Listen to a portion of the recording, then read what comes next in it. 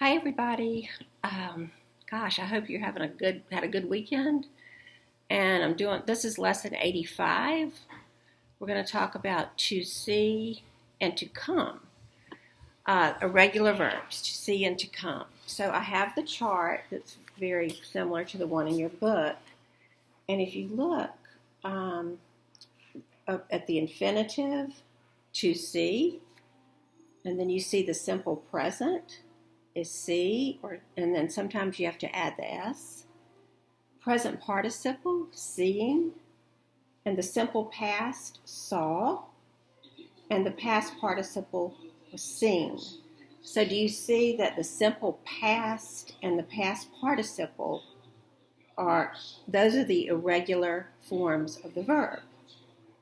And then we want to look at, I have to come, and then you're going to see how the past, the simple past, and the past participle are the irregular forms of the verb to come. So we have to come, and comes, coming, came. See, came is different, and the past participle is come. So when we diagram, what I want you to see is that the past participles of to see and to come are never used as a verb without a helping verb. The past participles of those verbs. They're never used in a sentence alone. They always have a helping verb.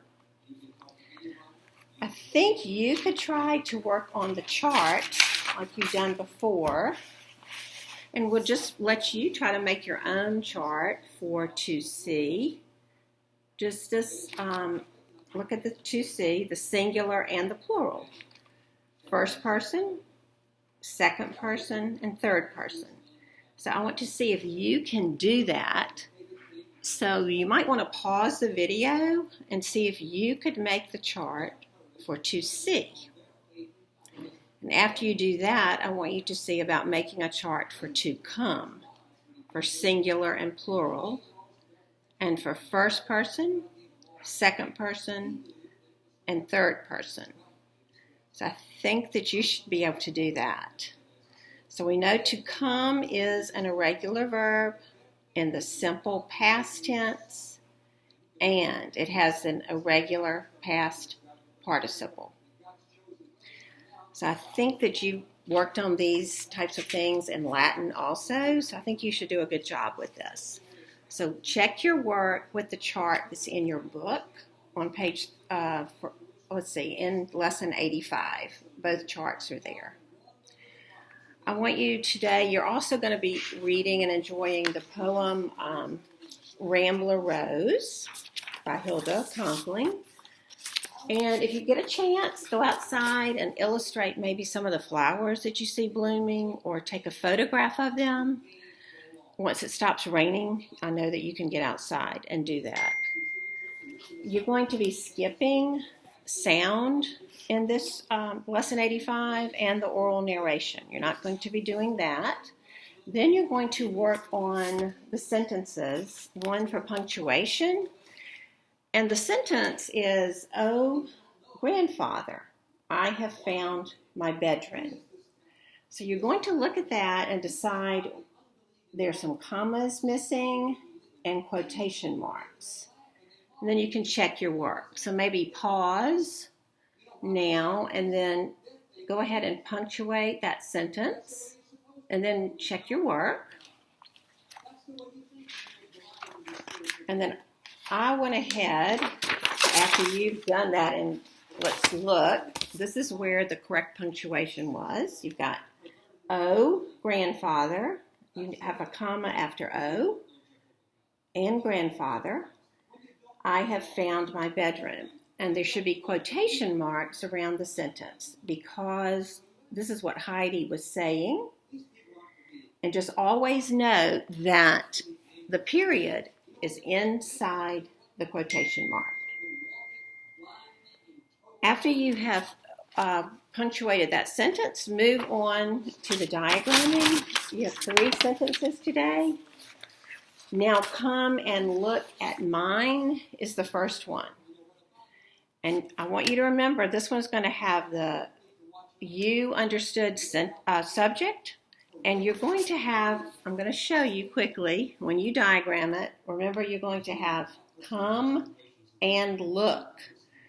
They are both the verbs.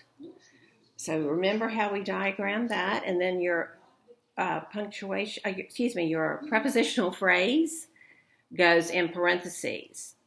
You have the preposition and the object of the preposition. So, and now is actually diagrammed and put right there because now it's telling you when, and it's the adverb for both of those verbs. So it goes right past the line with the subject. You, and I'm sorry, I should have had a line there. You, and then you've got your verb, and now it's actually with both of these verbs. The other sentence I want you to look at carefully is sentence 3, and it says, was she away from home? This is something we have not had yet, but away from is a 2-word preposition.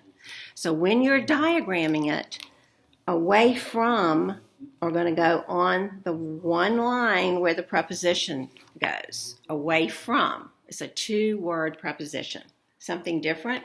And away from home, so home is the object of the preposition. So once you've diagrammed your sentence, check it in the back and be sure that you have everything correct. I just wanted to remind you that in your lesson plans, there's something on ducksters that you could read on your own about World War II, which we're starting because at the end of the Great Depression kind of led in 1939 to World War II, when Germany invaded Poland. And in history, I want you, when you're working on that, try to find a map and see where Germany is. I think most of you know, but Germany invaded Poland. Find that on a map and then read a little bit more on that Ducksters page about World War II. On your IEW, I know that you've been working on those carefully. Begin your typing or writing, handwriting. I think most of you want to have them typed. So we did say that you could type or a parent could type. Begin typing your paragraphs. And don't forget page 77 and 78 in your IEW book will be very helpful to you. Just to go back to be sure you've included everything. But you do not mark your openers in your final copies, okay? You do not mark your openers in your final copies. So you have several days to work on those paragraphs, and so don't try to do it all at once and be rushed. Take your time. Just look at the lesson plans and see when everything is due. Let me know if you have any questions, and I hope you're having a good week. We sure do miss you at school. We'll talk to you soon. Thank you.